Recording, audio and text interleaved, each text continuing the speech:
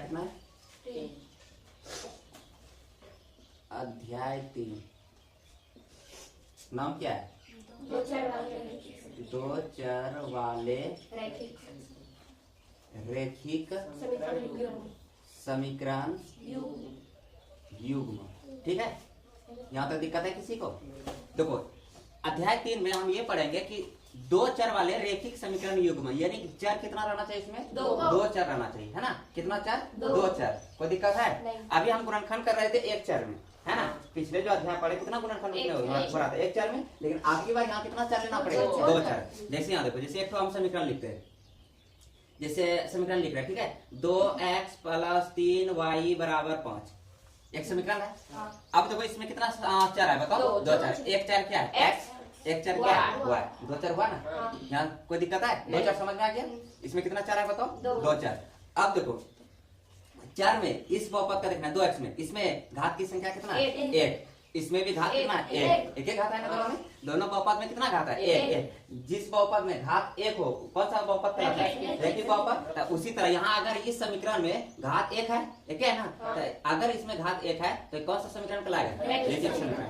इसी प्रकार किसी को दिक्कत नहीं। उसी तरह एक और अगर लिखेंगे, जैसे मान लेते हैं कि माइनस लिख दिए 4x, ठीक है, या 4x - 6 कुछ भी लिख सकते हैं, -10। ये भी एक रैखिक समीकरण युग्म है कि नहीं बताओ? रैखिक समीकरण है ये, है ना? और इसमें कितना चर है बताओ? 2 चर, एक x और एक y। ये दोनों समझ में आ गया? कहने का मतलब अगर व्यापक रूप ये देखेंगे तो व्यापक रूप में इस प्रकार होना चाहिए, ax + by + c = 0। ठीक है, ये x और y मेरा एक चर है ना? ये x और y क्या है? चर है, 2 चर है, x और y। और a b c जो है ना, ये अचर पद होगा। ये सब क्या है बताओ? अचर पद, यानी संख्या वाला। कोई दिक्कत है? तो इस प्रकार के समीकरण को 2 चर वाले रैखिक समीकरण बोलते हैं। क्या बोलते हैं बताओ? 2 चर वाले रैखिक समीकरण। अब युग्म मतलब होता है 2 ठो, यानी जैसे बोलेंगे एक जोड़ा, तो एक जोड़ा बैल मतलब कितना बैल? 2 बैल। तो युग्म मतलब 2 ठो। जैसे आप ये युग्म बोल दिए, 2 चर वाले रैखिक समीकरण युग्म, यानी उसी बहुपद का अगर 2 युग्म बन रहा है, उसी बहुपद का 2 युग्म यानी 2 समीकरण तैयार हो रहा है, उसी को बोलेंगे रैखिक समीकरण युग्म। यानी कि अभी जैसे स्थिति 1 है, इसमें देखेंगे, ठीक है, उसके बाद बताएंगे, पहले आप समझ लो। एक यहाँ याद रखना है कि अगर इस प्रकार का रैखिक समीकरण 2 चर वाले रैखिक समीकरण हो रही है, तो यहाँ एक चीज ये नहीं होना चाहिए कि a का मान 0 नहीं होना चाहिए, ये चीज याद रखना, और b का मान भी 0 नहीं होना चाहिए। अगर मान लो a का मान अगर 0 कर देंगे तो पूरे 0 हो जाएगा ना, ताकि 0 × x 0। अब ये 0 बन जाएगा तो इधर तो कोई 2 चर बना, तब तो एक ही चर रहा है ना, सिर्फ y एक ही चर होगा, तो 2 चर कहलाएगा कभी नहीं। अगर b का मान 0 आ गया तो y वाला को क्या बना देगा? 0। तो ये 0 हो जाएगा, तो ये क्या 2 चर होगा? इसमें एक ही चर होगा। इसलिए याद रखना कि a = 0 और b = 0 नहीं होना चाहिए। कोई दिक्कत है किसी को? चलो अगला स्टेप देखते हैं। एक चीज और, अगर a² + b² ये भी बराबर 0 नहीं होना चाहिए, ताकि ये दोनों 0 करेंगे तो समझ गए ना, 0 करेंगे तो ये 0 बना देगा, तो कभी कहलाएगा 2 चर वाले रैखिक समीकरण? नहीं कहलाएगा। तो ये चीज भी नहीं होना चाहिए। यहाँ तक दिक्कत है? नहीं दिक्कत है। अब देखो अगला स्टेप, स्थिति 1 से समझाते हैं। स्थिति पहला लेते हैं, ठीक है। पहला स्थिति जैसे किताब का ही लेते हैं, मान लेते हैं इसमें दिया है पहला स्थिति, किताब का कोई एक उठाते हैं, ठीक है।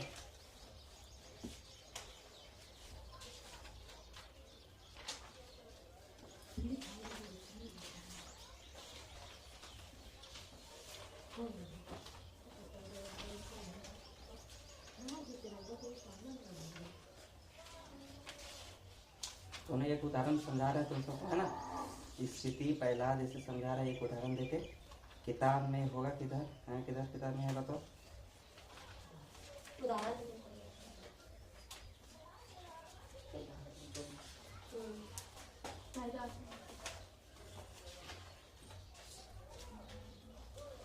नहीं दिया। अब चलो यहाँ देखो, उदाहरण नंबर 2 में इसी को लेते हैं ना, उदाहरण 2 को लेते हैं, आधे के बाद समझाते हैं। क्या कहता है इसमें देखो कि रोमिला एक स्टेशनरी, है ना, की दुकान में गई और 9 रुपये में 2 पेंसिल और 3 रबड़ खरीदी। 9 रुपये में कितना लिया? 2 पेंसिल और 3 रबड़ लिया ना। कहता उसकी सहेली सोनाली ने रोमिला के पास नई तरह की पेंसिल और रबड़ देखी और उसने भी 18 रुपये में उसी तरह बोल रहा है ना, उसी तरह का 4 पेंसिल और 6 रबड़ खरीदी।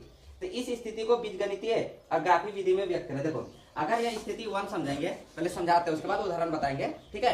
कहता 9 रुपया में 2 पेंसिल या 3 रबर, 2 पेंसिल और 3 रबर, लेकिन पेंसिल और रबर का मूल्य पता है नहीं। तो मान लेते हैं कि पेंसिल का जो मूल्य है वो x है और रबर का मूल्य क्या है y है, मान लेते हैं, समझ गया। और रुमिला ने क्या किया बताओ, रुमिला के अनुसार रुमिला ने लिया है कितना पेंसिल, तो 2 पेंसिल, तो एक पेंसिल का मूल्य x रुपया, तो 2 पेंसिल का कितना हो जाएगा 2x, ठीक है। फिर क्या कहता है 3 रबर, अगर एक रबर का मूल्य y माने है तो 3 रबर का क्या हो जाएगा 3y है। दोनों का कीमत कहता है कितना है बताओ, उसमें 9 रुपया है, रुमिला के अनुसार है। उसी तरह उसका एक सहेली है, कौन, सोनाली, सोनाली ने वही चीज लिया उसी दुकान में, कितना बताओ, पेंसिल कितना लिया है बताओ, 4 पेंसिल लिया है और 6 रबर लिया है। तो एक पेंसिल का हम x माने तो 4 पेंसिल का क्या हो जाएगा 4x, और अगर रबर कितना है इसके पास 6 रबर, एक रबर का y माने तो 6 रबर का क्या हो जाएगा, दोनों कितना मूल्य में खरीद रहा है 18 रुपया में खरीद रहा है। यहाँ तक दिक्कत है। ये पहला समीकरण, ये क्या हो गया दूसरा समीकरण, देखो यानी कहने का मतलब एक ही चीज का 2 बार बनाना, ये भी देख रेखिक युग्म है, रेखिक युग्म यानी एक ही चीज का दो समीकरण आ रहा है, एक ही चीज का 2 समीकरण, उसी को हम बोलेंगे युग्म, समझ गया, रेखिक युग्म, ये रेखिक समीकरण युग्म। किसी प्रकार किसी को दिक्कत नहीं समझा, यानी कहने का मतलब एक ही चीज का 2 चीज आ रहा है ना, यानी कि पेंसिल और रबड़े का यहाँ बात हो रहा है। ये सोनाली का इसका क्या किसका है, रुमिला का है, और ये किसका है सोनाली, तो दोनों के पास रबर और पेंसिले का बात हो रहा है।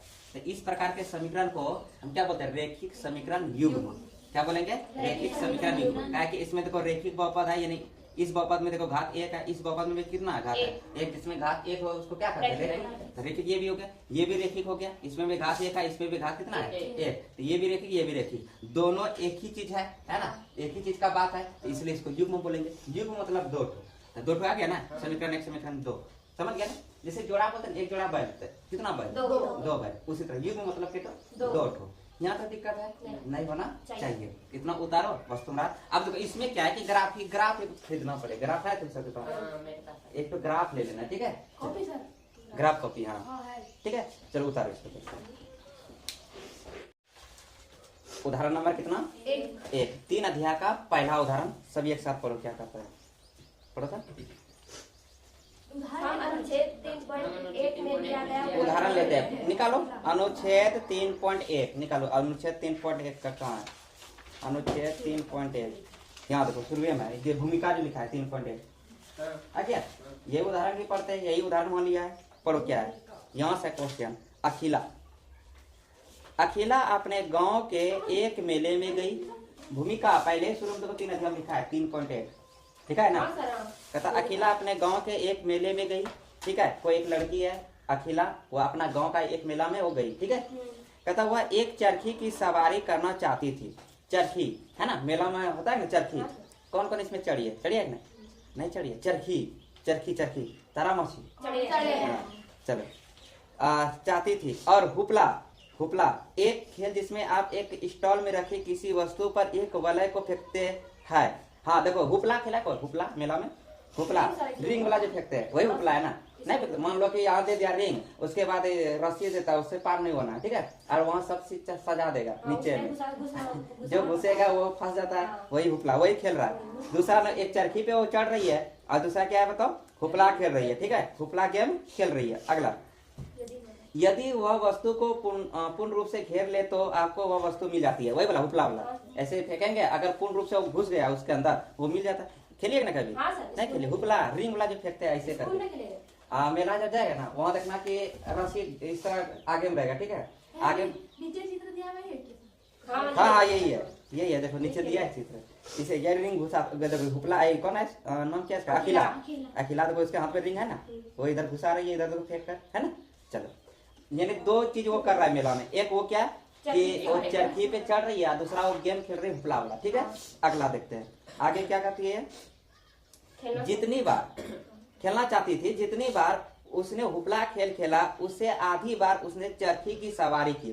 कहता जितना, यही तक क्वेश्चन हो गया, यहीं पर बनेगा। कहता जितनी बार उसने हुपला खेल खेला उससे आधी बार उसने किस पे सवारी कर रही है, चरखी पर, है ना। अगर मान लो 2 बार वो हुपला खेलेगी तो 1 बार वो किस पे चढ़ेगी, चरखी पर, ठीक है, चरखी की सवारी करेगी। अगर वो 4 बार हुपला खेलेगी तो चरखी पर कितना बार चढ़ेगी, यानी आधा बार, समझ गए ना। चलो अगला, यदि प्रत्येक बार की सवारी के लिए उसे ₹3 सवारी के लिए कितना रुपया लग रही है? 3 रुपया, और हुपला खेलने के लिए 4 रुपया खर्च करने पड़े। यानी कहने का मतलब जो सवारी पे चढ़ रही प्रत्येक बार कितना रुपया? 3 रुपया देना पड़ रही है, और हुपला के लिए कितना रुपया? 4 रुपया। तो आप कैसे ज्ञात करेंगे कि उसने कितनी बार चरखी की सवारी की और कितनी बार हुपला खेला? तो पता नहीं है, तो मान लेंगे कि माना कि चरखी की सवारी किया वो x बार, और हुपला जो खेली है वो कितना बार? y बार। कोई दिक्कत है? नहीं। अगला, जबकि उसने इसके लिए कुल खर्च कितना किया? 20 20 रुपया। इसी को कहता है कि तुम ग्राफीय रूप में इसको व्यक्त करो और बीजगणितीय रूप में। समझ गए? चलो, तो अब निकालते। तो यहाँ मानना पड़ेगा कि माना कि क्या मानेंगे बताओ? कि माना कि सवारी जो कर रही कितनी बार बताओ? कितनी बार? माना कि जो सवारी कर रही है X बार। x बार। हाँ, चरखी की सवारी कितना बार? x बार। चलो ध्यान से समझना है। क्वेश्चन समझ गए ना? क्वेश्चन दिक्कत है किसी को? नहीं। नाम क्या है? अखिला। अखिला और खिला। अखिले, हाँ। ठीक है, अखिला। तो यहाँ मान लेते हैं माना कि चरखी की सवारी। चरखी की सवारी है ना। माना कि क्या लिखेंगे बताओ? ऐसे लिखेंगे, माना कि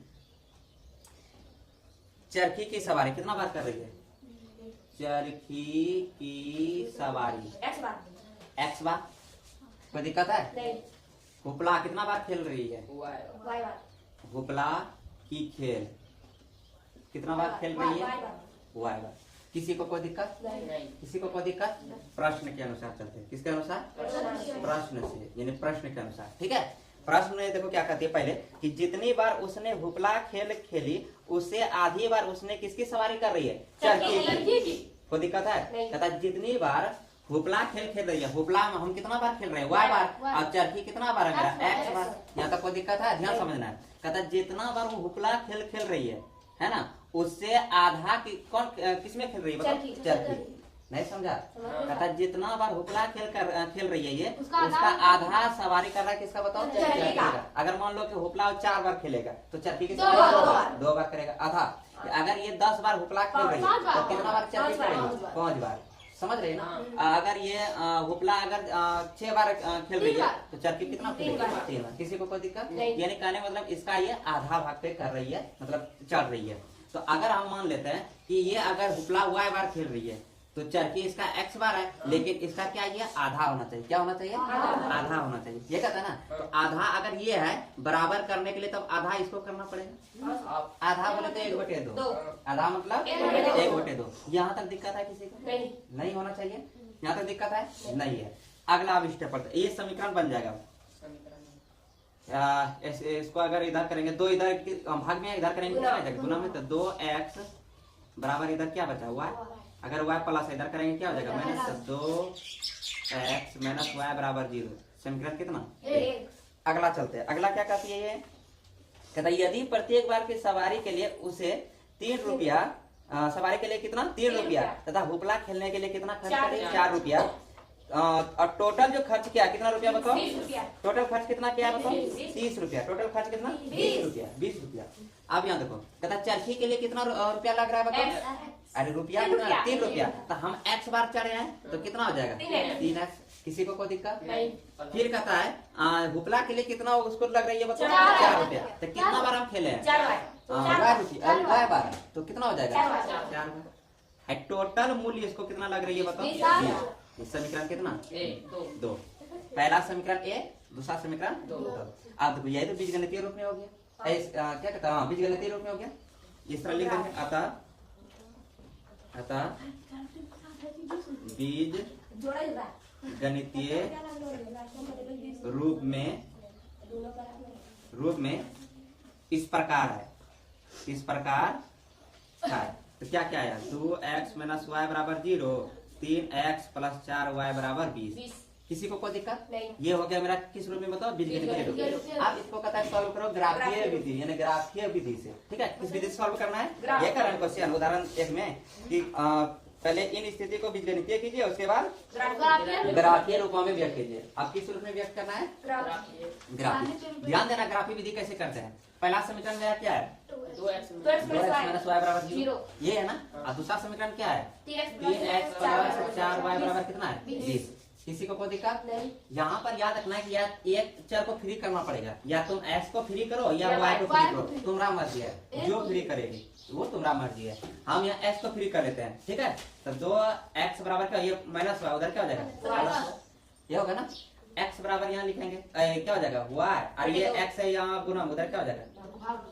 किसी प्रकार कोई दिक्कत है नहीं। अब यहाँ पर एक बॉक्स बनाना है, ऐसे एक x लिखना, नीचे क्या लिखना है y। इसी तरह पहले ये समीकरण, अच्छा इसको पहले पूरे कर लेते हैं। अब यहाँ पर ये ध्यान देना है कि y को इधर लाए ना, x को फ्री किए, तो इधर जो लाएगी उसका अपने मन से मान बैठाना है। दिक्कत है किसी को नहीं। तो y का मान मतलब कितना ले कि भाग लग जाए, अच्छा मतलब ग्राफ रूप में अच्छा हो जाए। तो ठीक है, छोटी बात आई कि यहाँ 2 लेंगे, y बराबर कितना मान लेंगे 2। तो जब y का मान 2 लिए तो x का मान उस स्थिति में कितना आएगी, 0 आएगी। y बटे 2 है ना, y बटे 2, तो y का मान कितना लिया 2, तो 2 बटे 2, 2 1 ना आ गई, 0 कैसे होगी, कोई दिक्कत है।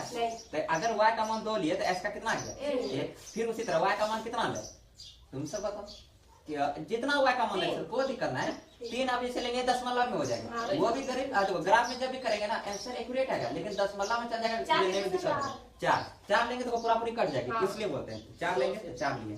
तो x बराबर है y बटे 2, तो y का मान 4, तो 2 दूनी 4 कितना आ गया 2। आगे दोनों चलो अब इसी तरह ये समीकरण को भी सॉल्व करते हैं। ये 3x बराबर इधर क्या हो जाएगा 20, ये प्लस है उधर क्या हो जाएगा माइनस 4y। x बराबर क्या हो जाएगा 20 माइनस 4y, अब बटे कितना हो जाएगा 3, गुना इधर क्या हो जाएगा। और वही बॉक्स एक तो बनाएगी, ठीक है। ऊपर में लिखना है x, नीचे y। अब y का मान कितना लेगी, कितना लेगी, यहाँ पर भी y का मान लेना पड़ेगा, अपने मन से जितना ले सकते कोई दिक्कत नहीं। कितना लेंगे बताओ, जितना भी लेगी यहाँ ले लेते हैं। मान लो कि y का मान 4 लेगी, कितना हो जाएगा 4 चौक 16, 16 20 में 16 घटेगी बचेगी 4, 4 बटे 3 आ गई है ना, ये ना होगा। तो कितना लेगी तुम सब बताओ, अपने मन से जितना बोलेगी उतने लेंगे। कितना लेगी बताओ,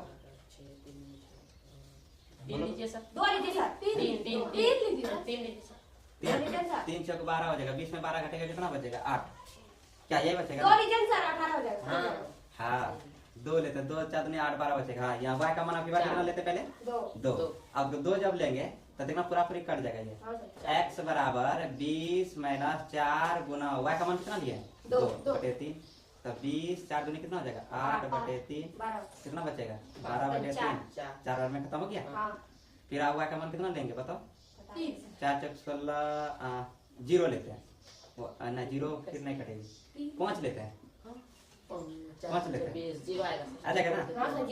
x बराबर 20 माइनस 4 गुना 5 बटे 3, यानी 20 माइनस 20 बटे 3, 20 में 20 गया 0 बटे 3, यानी कितना आ गया 0 ना। कोई भी संख्या 0 से भाग लेते 0। यहाँ तक कोई दिक्कत है। देखो यहाँ आपने मन से इसलिए मन बैठा है कि ऐसा मन बैठाना कि ये सॉल्व हो जाए, इस तरह आ जाए सीरियली रूप में। देखो बटे के रूप में आएगा ना तो उसमें ग्राफ में दर्शाने के लिए थोड़ा कड़ा कष्ट लगेगी, ठीक है, दशमलव लेना पड़ेगा इसे करके, फिर इसलिए अगर पूरा पूरी कट जाएगी ना तो ग्राफ में कोई दिक्कत नहीं है। चलो अब ग्राफ में इसी को दर्शाएंगे, ध्यान समझना कैसे करते हैं। ग्राफ कॉपी निकालना है, ठीक है। ग्राफ में पहले इतना उसका एक पेज में ग्राफ जैसा होगा और एक ऐसे लाइन लिखा होगा, लाइन वाला चीज में ये चीज उतारना है, ठीक है। अब ग्राफ कॉपी में ग्राफ बनाना है, एकदम पेंसिल से बनाएगी, ठीक है, ये ऐसे, ठीक है। यहाँ तक कोई दिक्कत, एक लाइन टान लेना है, फिर एक लाइन ऊपर नीचा कर लेना है। दिक्कत है किसी को, ये होता है मेरा x अक्ष, ये होता है y अक्ष, नीचे क्या होता है y डैश अक्ष, x डैश अक्ष। किसी को कोई दिक्कत है तो बताओ। नहीं, ये मेरा मूल बिंदु होता है 0, इधर प्लस चलेगी, +1 +2 +3 +4 इसी तरह जाएगी, ठीक है। ऊपर में प्लस चलेगी, +1 +2 +3 +4 इसी तरह जाएगी। इधर चलेगी -1 -2 -3 इसी तरह चलेगी, -1 -2 -3 इसी तरह चलेगी, है ना। माइनस सब है, सब क्या है इधर माइनस। यहाँ तक दिक्कत है, दिक्कत है नहीं होना चाहिए। अब ग्राफ में दर्शाएंगे, पहला देखो दर्शाते हैं पहला समीकरण का। तो पहला समीकरण में x का मान कितना है 1, उस स्थिति में y का मान कितना है 2। चलो x का मान 1, x 1 होता है ना, x का मान यहाँ 1 है, y का मान कहाँ है 2, यानी कि बिंदु यहाँ आएगा 1 और 2 आएगा ना, यानी कि ये बिंदु हो गया 1 और 2। हाँ ये चीज भी ध्यान रखना है कि ग्राफ में सबसे पहले s का मान लेता है, यानी s अक्ष का मान लेता है। किसी को कोई दिक्कत दूसरा स्थिति देखते हैं। दूसरा में एस का मान कितना है? 2। दो। और उस स्थिति में वाई का मान कितना है? 4। तो 2 यहाँ है हाँ, और 4 यहाँ है, ये है ना। तो ये बिंदु हो जाएगा, ये मेरा हो गया 2 और 4।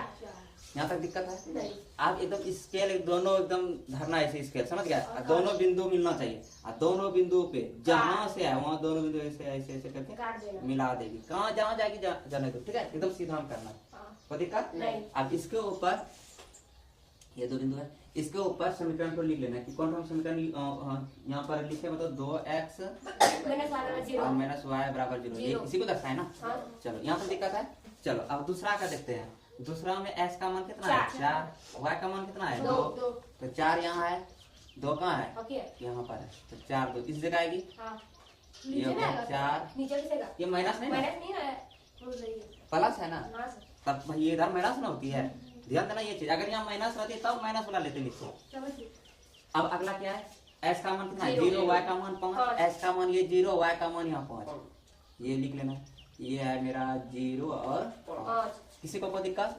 अब ये जहाँ प्रतिच्छेद करेगी एकदम लाइन में स्केल धर के जहाँ जाएगी ऐसे काट देना। हाँ, ये अपने रेखा कट जाएगी जहाँ तक जाएगी। सिर्फ ये और ये बिंदु मिलाना है, जहाँ जहाँ निर्देशांक लिया है ना वही दोनों बिंदु को मिलाना है। सिर्फ अपनी रेखा कट जाएगी, जहाँ कटेगी, जहाँ पर कटेगी तो उसका देख लेना किस सीधा। ये तो हम तो ग्राफ में नहीं है ना बताए, यहाँ गलत हो जाएगा ना। लेकिन जब ग्राफ में तुम सब बनाएगी ना, एक्यूरेट मान आएगी। क्या आएगी बताओ? एक्यूरेट मान आएगी। अब एक्यूरेट मान कितना आएगी तो हम बताते हैं। जब काटेगी, जहाँ प्रतिच्छेद होगी, मान आएगी जो 4 और 2। कहाँ पर कटेगी? जब ये 4 और 2 पे, यानी कहने का मतलब यहाँ कुछ कटेगी, ठीक है?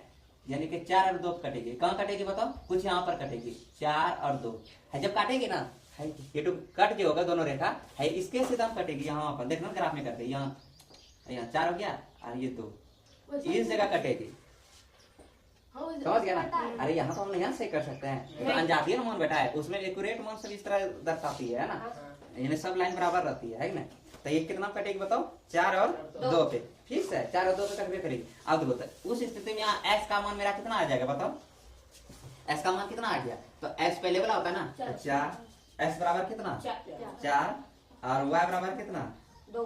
तो कहने का मतलब ये है कि जो x जो हम माने थे किसकी सवारी? चरखी की सवारी। कहने का मतलब यह है कि अखिला जो है कि चरखी की सवारी कितनी बार कर रही है? 4 बार। उसी में हुपला की खेल कितनी बार खेल? उदाहरण कितना है बताओ? 2। ध्यान समझना, इसी को हम क्या करेंगे? सॉल्व, है ना? देखो, एक पहली लड़की का नाम है रोमिला। एक दुकान गई, उसने पेंसिल और रबड़ खरीदी है ना? लेकिन ये देखो, पेंसिल रबड़ खरीदे, पेंसिल रबड़ का मूल्य पता है पहले? नहीं। तो मान लेते हैं पहले, है ना? माना कि पेंसिल का मूल्य कितना रुपया? x रुपया। किसी को दिक्कत है? रबड़ का मूल्य क्या मान लेंगे? y रुपया। दिक्कत है किसी को? नहीं, है ना? पेंसिल का मूल्य कितना मान लिए? x रुपया। और रबड़ का मूल्य कितना मान लिया? y रुपया। अब सोनाली के लिए पहले निकालते हैं। किसका बताओ? सोनाली है ना, है ना? पहले किसका नाम है? रोमिला है। रोमिला है, ध्यान से देखना, रोमिला के लिए, है ना? किसका बताओ? रोमिला है। रोमिला है ना? रोमिला के लिए ये कितना पेंसिल खरीद रही है? 2 पेंसिल। और रबड़ कितना? 3। तो अब बताओ, हम एक पेंसिल का मूल्य x रुपया माने तो 2 पेंसिल का मूल्य कितना हो जाएगा? 2 है। इतना इजी है बीजगणितीय रूप करने के लिए। कहता है कि रबड़ के कितने ले रही है? 3। अगर एक रबड़ का मूल्य हम y माने हैं तो 3 रबड़ का कितना? 3y। दिक्कत है? अरे पुण्य करते हैं। अरे मान लेते हैं एक कलम का मूल्य 5 टका, तो 2 कलम का कितना हो जाएगा? 10 टका। टाका नहीं बोलना चाहिए, टाका काम का मुद्रा है बांग्लादेश का, है ना? तो इस यहाँ है रुपया। तो एक पेंसिल का 5 रुपया दाम है, तो 2 पेंसिल का कितना? 10 रुपया। क्या किए? 2 से गुना 5 किए ना, गुणन किए, तो वही गुना कर रहे हैं कि अगर एक पेंसिल का x रुपया तो 2 पेंसिल का 2x, 2 गुना x, है ना? उसी तरह एक रबड़ का y रुपया तो 3 रबड़ का 3। टोटल कितना पैसा लगेगा? 9 रुपया। ये दोनों को टोटल करेंगे कितना रुपया लगेगा? समीकरण बन गया एक ठो। आप किसके लिए? दूसरा सोनाली के लिए। सोनाली के लिए, सोनाली ने पेंसिल कितना ले रही है? 4 पेंसिल। अब एक पेंसिल का x माने है तो 4 पेंसिल। चलो, रबड़ के तो खरीद रही है 6। एक रबड़ का 6 रुपया, तो 6 रबड़ का दोनों मिला के 6 y sir 6y sir 4y देते 6y, धीरे धीरे बोलना है 6y। इसका टोटल मूल्य कितना है? 18 रुपया। 18 रुपया। समीकरण कितना हो गया? 2 हो गया बीजगणितीय रूप से। तो ये यहाँ लिखना इस स्थिति इसका यानी इस तरह, इसका बीजगणितीय रूप इस तरह है जो लिखे थे इस प्रकार इस प्रकार है, लिख लेगा ना। अब इसी को हम किसमें ग्राफीय विधि से दर्शाएंगे। देखो कैसे दर्शाएंगे ग्राफीय विधि से। तो पहला समीकरण लेते हैं इधर 2x + 3y बराबर कितना 9। इधर दूसरा समीकरण लिख लेना है 4x + 6y बराबर 18। दिक्कत है किसी को? नहीं। हम बोले थे यहाँ 2 4 है तो एक तो फ्री करना है, पहले करना है ना। तो किसको फ्री करेंगे? x को ही फ्री करते हैं। तो 2x बराबर इधर 9, ये प्लस है, उधर क्या हो जाएगा -3y। x बराबर 9 - 3y बटे कितना हो जाएगा 2। अब ये क्या करना है, एक बॉक्स करेगी, बॉक्स में ऊपर x नीचे क्या लिखेगी y का अपने मन से मान बैठाएगी, x का मान आ जाएगी। समझ गए ना, जैसे पहले भी दिख करते थे। अब इधर करेंगे 4x बराबर 18, ये प्लस 6y, उधर क्या हो जाएगा -6y, प्लस है ना, उधर करेंगे क्या हो जाएगा -x बराबर 18 - 6y। अब बटे ये गुणम 4 है, इधर क्या हो जाएगा भाग 4। वही बॉक्स करेगी, बॉक्स बनाएगी, ये x और y लिखेगी, y का मान बैठाना है, x का मान निकल जाएगा। कोई दिक्कत है? अब यहाँ ध्यान देना। अच्छा ये सब जानता है कैसे प्लस माइनस हो रहा है? अगर इधर प्लस है तो बराबर तो उधर क्या हो जाएगा माइनस। ये सब बता दिया है ना। ये माइनस उधर क्या हो जाएगा, इधर गुना उधर भाग। इधर भाग है उधर गुना। ये चीज ना। तो अब यहाँ से ये कर लेगी, यहाँ दोनों मान निकल जाएगी। निकलने के बाद ग्राफ कॉपी निकालना है, ग्राफ में जस्ट इसी तरह करना है, मान बैठाना है और कर लेना। कोई दिक्कत है? नहीं चलो उतार देना करके। हो गया।